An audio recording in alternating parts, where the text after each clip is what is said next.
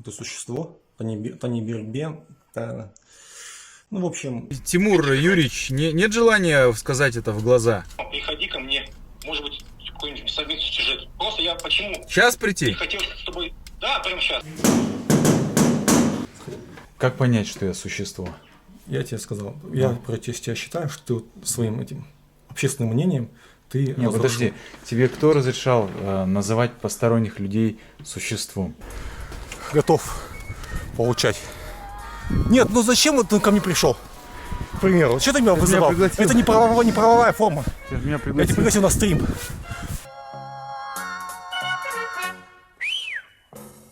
Привет, друзья! Многие из вас пишут о том, что недовольны этими платными, очень дорогостоящими общественными теплыми остановками, которые построили в Астане. Сейчас я взял с собой градусники для того, чтобы поехать на эти остановки и показать их состояние. Но перед этим мне вот сейчас позвонил один парень, так называемый хейтер, его зовут Тимур Юрьевич Данибаев, который оскорблял меня всевозможными нелестными эпитетами в социальных сетях. И говорит, давай устроим типа дискуссию. Говорит, я учиню над тобой публичную порку. Соответственно, как бы я не мог отказать человеку, очень сильно хочет человек. Вот сейчас близится 13:00, мы выходим с ним на связь через канал Ермека Нарымбая, он выступает вроде как цензором. Ну и, соответственно, подискутируем за жизнь, за, скажем так, хейт. Он там писал с ноунейм аккаунта, но тем не менее подписчики нашлись, позвонили, сообщили телефон, сообщили адрес. Ну, соответственно, мы сейчас поедем в сторону теплых остановок и попутно пообщаемся с этим парнем. Всем привет. Меня зовут Тимур, обычный гражданин. Никакой не чиновник, там он никогда не связан был. Мне очень не нравится этот человек, это существо, Танибербен, ну, в общем, этот Бердарганов, этот вот, мне не нравится. Я готов с ним подискутировать. Но не на его условиях, а чтобы была третья сторона, чтобы он не искажал мои слова. Вот и все. И этот общественный деятель, вот этот вот Ермек Нарымбай, он готов предоставить. Таниберген, Нурик, Маке, Саке, они для меня не авторитеты вообще. Это мой город. Что вас задевает в слове Нурбот и, может быть, еще какие-то слова я не услышал и не увидел в переписке. Значит, в принципе, вас раздражает, когда говорят, что вы провластный там депутат или провластный блогер или политик? Ну, давайте начнем с крайнего вопроса. Когда говорят Нурбот, это неправда, потому что это не соответствует действительности. Как мы все знаем, что боты — это те люди, которые там сидят за клавой, пороха не нюхали, прячутся за вымышленными именами, ставят левые аватарки и, как бы поддерживая власть, пишут анонимный в сторонник власти, да? Да, скажем то так, есть анонимный. в этом случае Тимур Юрьевич Да, не прав, вы потому что Тимур, да, не прав, потому что я никогда не прятался и не прячусь, соответственно, на всех моих аккаунтах полностью написаны фамилия, имя, отчество. Я публикую абсолютно все, и поэтому я с ним категорически не согласен по То есть поводу. Нур принимается, бот не принимается. Да, Какой вообще да. принцип? А что меня оскорбило и задело? У Тимура там появился друг, такой, я так понимаю, преклонного возраста, его зовут Шалкар. Они вместе начали информационную атаку после моей публикации беспредела, связанного с невылетом рейсов в аэропорту города Нур-Султан. Вы знаете, что без официального разрешения вы не имеете права? Подождите, пожалуйста, почему наш самолет улетел без нас? Опять Чимкент теперь задерживается, что ли? Я в Кызылорду должен был лететь, между прочим. Из-за вашей ошибки это делаю. Я таких, как ты, 25 лет находил, соответствующие решения по ним принимал, и они успешно сидели. Такие гадкие, мерзкие люди, блин, барыги, спекулянты, алкаши и бледуны. Понимаешь? И ты такой же, блядь. Вот не надо просто светиться. Живи спокойно и постарайся, чтобы о тебе забыли люди. И будет тебе спокойнее самому. Нет, ты, блядь, там вечно лезешь куда-то там. Вот ты как попал, расскажи мне, как ты мог попасть в эту усадьбу Габлязова? Там ходишь, что-то смотришь, какой там у него мрамор, там еще что-то, блядь. Записываю, ради бога. Я тоже записываю. Вы высказались, да, теперь? Чтобы не двигались с машиной, не ехали. Ну ладно, я сейчас тогда припаркуюсь где-нибудь здесь поблизости и встану. Встречные претензии, значит, как по диалогу, так и по аргументации вообще своей критики властей. Ну, встречные претензии одни, как бы, первое, если ты мужик, базар фильтруй, чтобы нести ответственность за свои слова. То есть не оскорбляй других в сетях, потому что за это может прилететь. Танир Бельген, у вас опять проблемы с интернетом, вы могли бы остановиться? Да, сейчас я припаркуюсь, встану здесь. Надо научиться критиковать друг друга жестко, но при этом культурно, корректно. Безусловно. Вот классный дом, возле него встану, наверное, здесь, поблизости. Здесь, наверное, хороший интернет. Я согласен, конечно. Все понятно. В принципе, да, я думаю, что Танир Бельген, по крайней мере, на фоне других депутатов Нур-Отана, бывших и настоящих, ну, он действительно более открытый, чем другие. Да, может, я не депутат. Вопрос тогда теперь по существу. Здесь. Самая главная претензия какая? Самая главная претензия именно к Нур-Отану, то, что они за 30 лет ничего не смогли построить. Но именно неприязнь меня к Таниру Бельгену вызвал один единственный случай, что я, получается, был его подписчиком, я после одного случая от него отписался. Получается, в 2017 году я познакомился с его творчеством. Мне оно, в принципе, понравилось. Думаю, наконец-то у нас в Астане, это же интересно, появился свой блогер. Один из первых роликов его, который мне зашел, он там рассказывал про, там, смотрю другие сюжеты его, там, он попал на ТЭЦ, я думаю, ничего себе, простой блогер попал на ТЭЦ. Потом прочитал в комментариях, оказалось, что он там бывший депутат. Ну, я уже, когда на ТЭЦ пришел, я уже понял, что он непростой человек, с связями. Потом я его встретил даже один раз вживую, вот, самый первый митинг, это Мухтара Кабуловича Аблязова. Он туда пришел, он там даже так меня начал камерой снял. Там обстановка была напряженная, знаете, прям можно прям потрогать такая. Получается, вы же видели, что он снял, получается, он первый, последний раз, когда он снимал ролики. Кто-то вверх, кто-то большинство вниз поставило. В принципе, я посмотрел, не понравилось, как оно преподнес в свой момент. Ну, я так подумал. Я так подумал. Он показал то, что мог показать человек, который в партии с 2000 года. Он, может быть, и хочет что-то больше показать. Я же не должен его там, то, что за его такую позицию, что он стоит в партии, его как-то ненавидеть и там, не знаю, от него отписываться. Я думаю, это ерунда. У него такая позиция, у меня другая позиция. Как смог митинг, он показал. Потом он там снимал там синие шары, такие кликбейтные названия, тоже ерунда. Потом вот произошел случай один, который меня просто убил. Получается, произошла авария. Не авария, получается, случай произошел. Мальчик на Влад. Это, получается, в Алмате нашли мальчика, который лежит на ковре, истекающего кровью. И искали, кто же сделал это ДТП. Понимаете? А потом выяснилось, признался отец, что он якобы ударил его камнем. Я включаю, получается, это не Бельгена, получается, общественное мнение туда-сюда, как весы, знаете.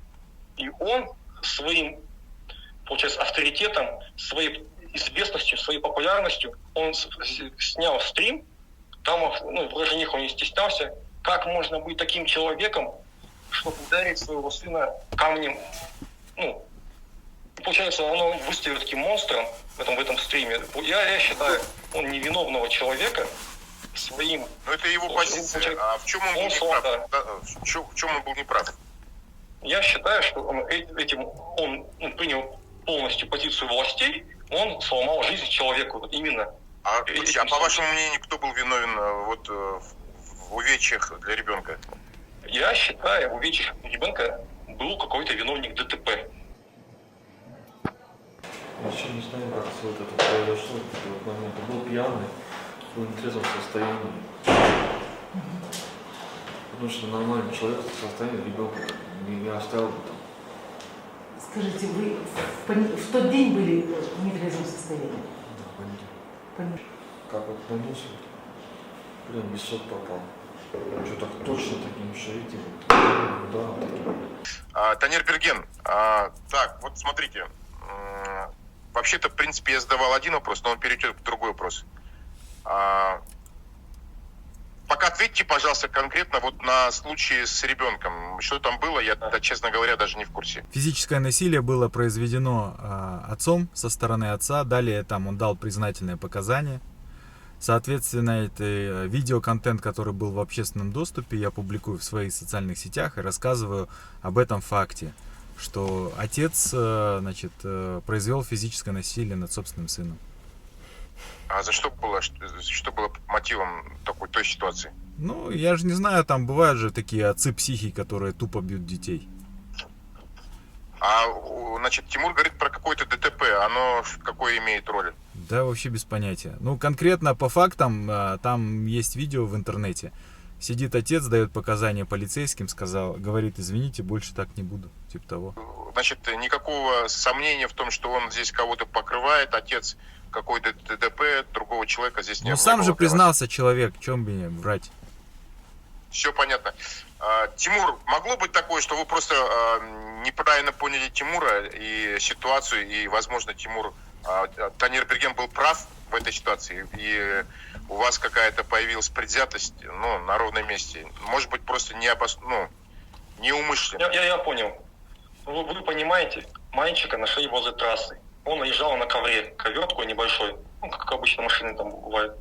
Ну вот, смотрите, власти говорят, что ковер принесла какая-то женщина, постелила якобы под него. Ну, сами подумайте, на каком месте у вас вообще в голове щелкнет, что нужно привести ковер, чтобы ребенок комфортно, мягко умирал.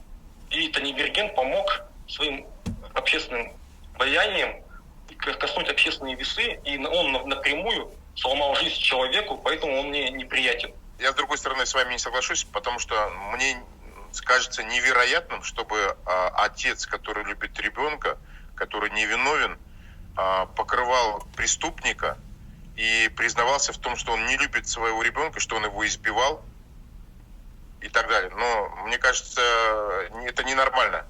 Такого не может быть априори, если он любит его и он, если не виновен. Вопрос такой. В целом, вы считаете, власти за 30 лет сделали что-то достойное, и оно позволяло для оппозиции быть в равных позициях, на равных выборах, на равных по митингам, на равных по критике и без репрессий и так далее? Вот в этом отношении, по гамбургскому счету, абстрагируясь вообще от Тимура, ситуация, власть и оппозиция, для вас как видится вообще в целом? Ну, Ерикей, я вам отвечал уже на этот вопрос, и не раз в ваших программах, суть ясна. Ну, я, допустим, сейчас нахожусь на пересечении улиц Кюйшидина, Тауль-Сыздык, рядом с домом номер 1.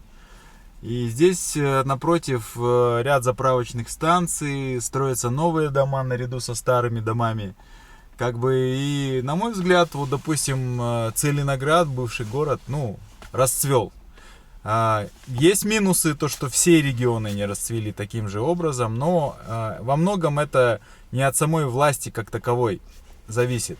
Вот сегодня мы только со сварщиком, он сейчас варит лестницу у меня в пристройке, говорили на этот счет. Он достаточно неплохо зарабатывает, я так полагаю, где-то 1050 в день, потому что, работает парень вообще по полной программе. И вот мы обсуждали, что я как предприниматель, что он как предприниматель, мы по ИПН платим всего лишь 3%, как налогоплательщики. То есть это небольшие суммы. И на мой взгляд, конкретно здесь, в Казахстане, у нас налоговая система самая вообще лояльная к предпринимателю в мире, потому что я там условно был в США, в России. По поводу судов для предпринимателей, разве предприниматели довольны судебной системой? Как говорится, в семье не без урода, Ерике. То есть, если вы спросили, что-либо эта власть сделала, я просто, ну вот, конкретно перечисляю то, что вижу своими глазами, то, что чувствую. Вопросов нет, там, власть не идеальна, существуют коррупционные проявления, ну, куча людей, скажем так, вот, допустим, те же чиновники говорят, там, 100% госслужащих имею в виду, я вам клян даю, там 99% госслужащих честные люди, работающие за зарплату 100-120 тысяч тенге. И вот 1%... А 10% это вот как раз Назарбаев и его правительство? 99 я имел в виду. 1% это какие-то люди, которые просто сидят на краниках и берут и как бы воруют. На мой взгляд, понемножку мир меняется, и вот сейчас мы делаем более прозрачное общество для того, чтобы общество активнее принимало участие в изменении страны. Вот сейчас вы меня поймали, говорите, остановитесь. Я вот здесь ехал мимо, остановился.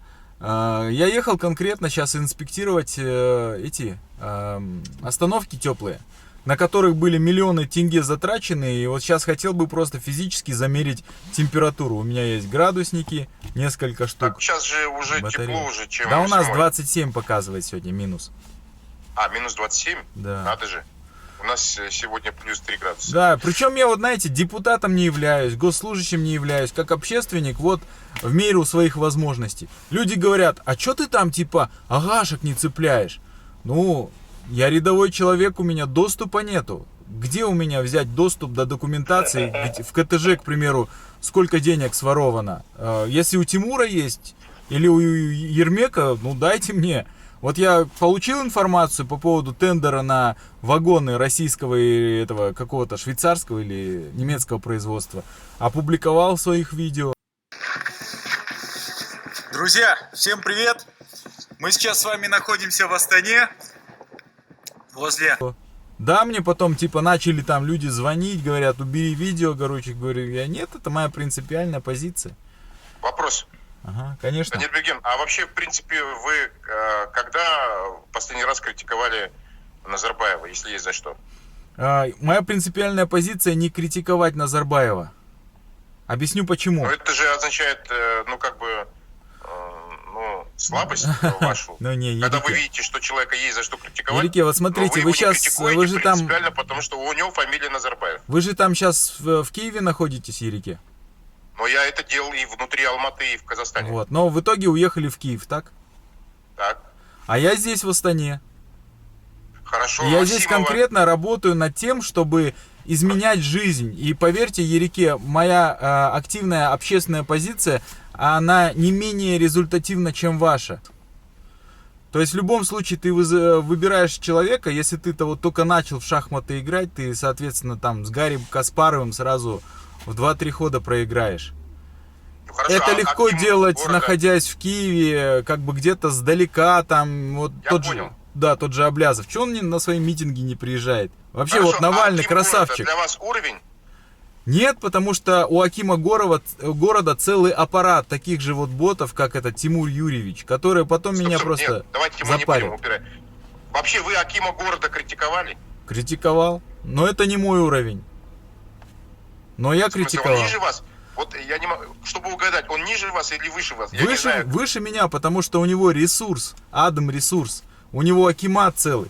У него пиар-конторы, СММ, которые занимаются. Вот я стоит только вчера съездить было в аэропорт и критикануть аэропорт и компанию Fly Aristan. Все, вот с этого момента началось, всякие Тимуры Юрьевичи повылазили. После этого в аэропорту было проведено совещание. Fly Aristan получил по щам. Сказали, чтобы такого больше не повторялось. Эта информация дошла до министра через комитет гражданской авиации.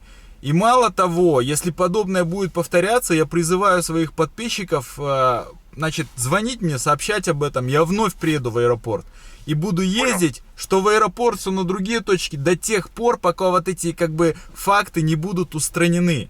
Потому что я как басе могу там что-то там негатив лить в целом, но я вот конкретно борюсь с конкретными фактами.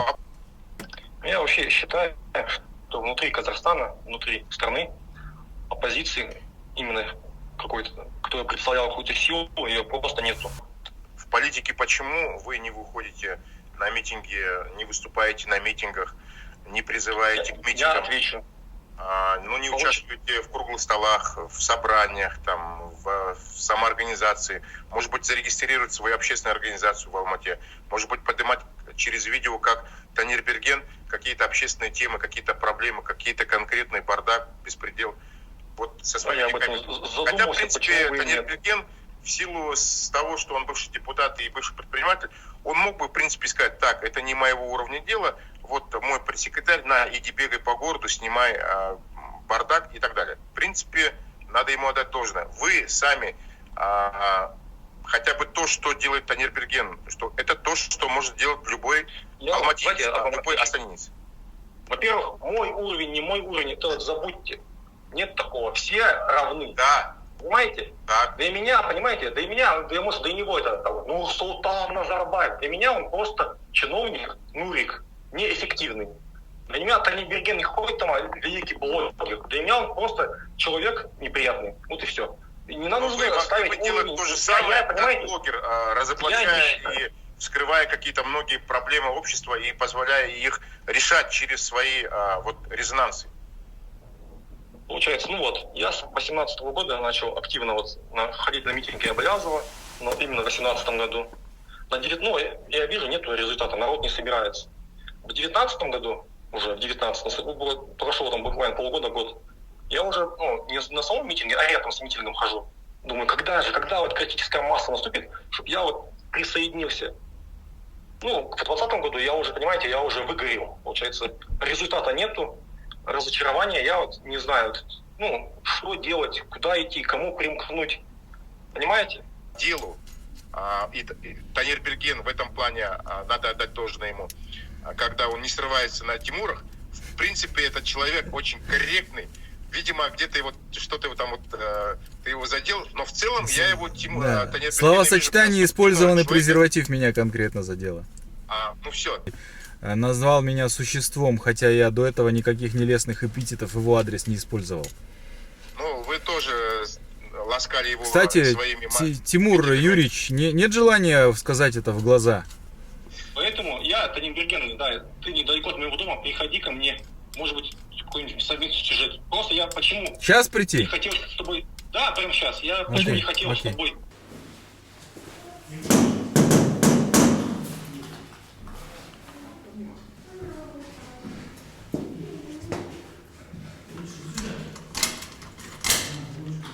Салам. Привет. Можно? Зачем? Хочешь на камеру? Да. Нет, так, можно вниз ее опустить? Нет. К сожалению, нельзя. Ладно, попробуйте. Да, я заходить сильно не буду. Просто хотел посмотреть тебе в глаза, чтобы ты за существо объяснил. Как понять, что я существо? Я тебе сказал, я против тебя считаю, что ты своим этим общественным мнением ты... Не, подожди, тебе кто разрешал называть посторонних людей существом? Я, понимаешь... Я тебе до этого существом называл? Ты меня по-всякому обзывал. Я записал видео. Типа как? Тебе это... там по-разному ты писал. Типа по-разному как? мат. Типа как? Приведи пример. Зачем мне это говорить? Просто как факт, понимаешь, как факт, чтобы твои слова были обоснованы. Все есть в интернете. Да, типа какими словами я тебя... все есть в интернете. Ты зачем меня провоцируешь? Ты мне просто подскажи. Просто подскажи, какое слово было что уязвило конкретно тебя? Мне не слова. Понимаешь, слова это как большой пук. Мне вообще слова вообще не задевают. Но я тебе говорю, за человека говорят поступки. Мне твой поступок, что ты обошел с этой семьей этого татарина, вообще не понравилось. Так. Это официальная версия. Конкретно человек, который там участвовал в этом происшествии, дал свидетельские показания. И мы сейчас этот вопрос обсудили. Как вот доносит? Просто ты же считаешь себя интеллигентным человеком. Зачем ты человека другого существом называешь? Так, давай я тоже камеру включу. Да без проблем.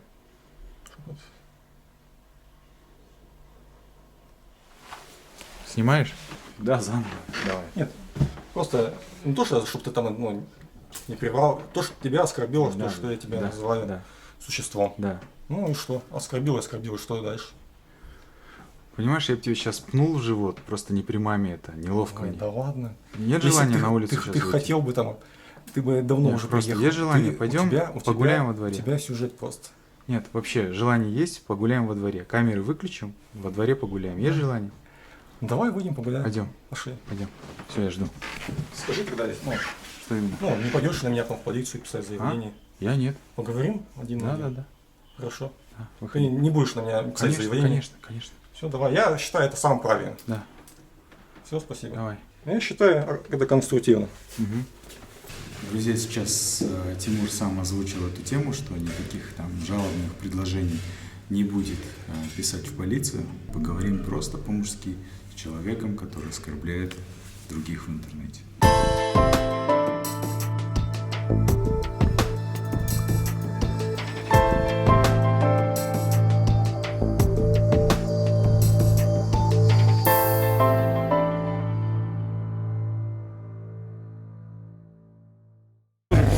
Да прикольно же, да. Ну чё, братишка, существом будешь называть людей? А? Давай, говори. Готов получать. Нет, ну зачем вот ты ко мне пришел? К примеру, что ты меня вызывал? пригласил. Это не правовая форма. Ты же меня Я тебя пригласил. пригласил на стрим. Я лучше умру, я не буду извиняться. Извини, как говорится. Не собираюсь извинения приносить никому. В интернете, там везде буду писать, что хочу. Не надо прятаться за ноунеймами, потому что мир маленький, страна маленькая. Все друг друга прекрасно знают. Мир вам, ребята, от души. И вот она, та известная остановка, теплая остановка за миллионы тенге. Давайте изучим, как она выглядит. Так, во-первых, у нас профлист обычный. Наверное, этот экран к ней не относится. И здесь получается тоже обычный сайдинг и какой-то комок. Есть открытая часть, и вот она, теплая часть.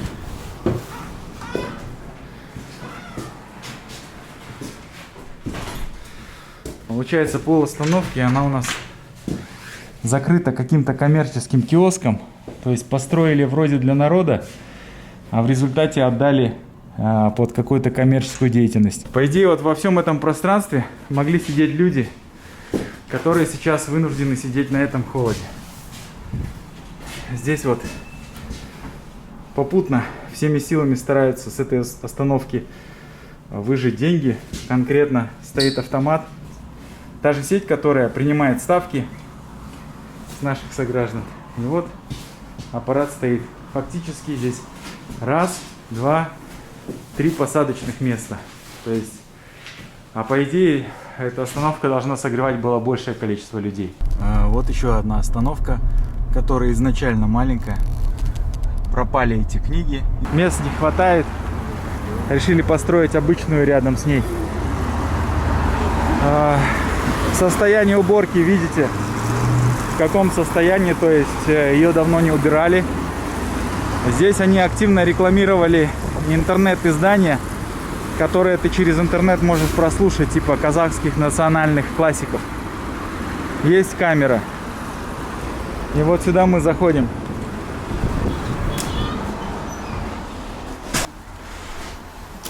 Кондиционер не работает. То есть иных приборов отопления мы здесь не видим. Здесь есть такой какой-то ВРУ щит, который сам по себе опасен для жизни. Интересно, вот ребенок его открыть может или нет? Обнаженные провода, то есть женщина условно с ребенком заходит сюда, берет, короче, ребенок тыкает пальцами, его шарахает током. Мусор. Здесь мусорной урны нет совсем, соответственно, как-то это обоснована грязь. Отопление не идет ниоткуда, то есть здесь реально холодно, просто оттуда стекла загораживают ветер, но в целом здесь как бы холодно. Отопление не работает. И вот говорят, что здесь есть какой-то Wi-Fi. То есть логотип Wi-Fi висит, Wi-Fi физически нету. Город заплатил огромные деньги на строительство подобных остановок, но вы видите, что фактически эти остановки превратились просто в недостающие стены обычных остановок. Такое же стекло, сзади просто стена из профлиста, нет никакого отопления, нет Wi-Fi. и грязь. А самое главное, что есть опасность для маленьких детей заходить на эту остановку вообще. По-моему, лучше мерзнуть и стоять снаружи, чем подвергать своего ребенка опасности. И небольшая ремарка по поводу туристской привлекательности центра Хан-Шатыр и прочее. То есть взрослые люди, либо туристы смогут присесть и отдохнуть на вот такой вот скамейке, выкинуть такую вот мусорку. Вот и все, друзья. Подписывайтесь на канал, я показываю реальную жизнь без прикрас. Меня зовут Танир Берген, мы с вами увидимся.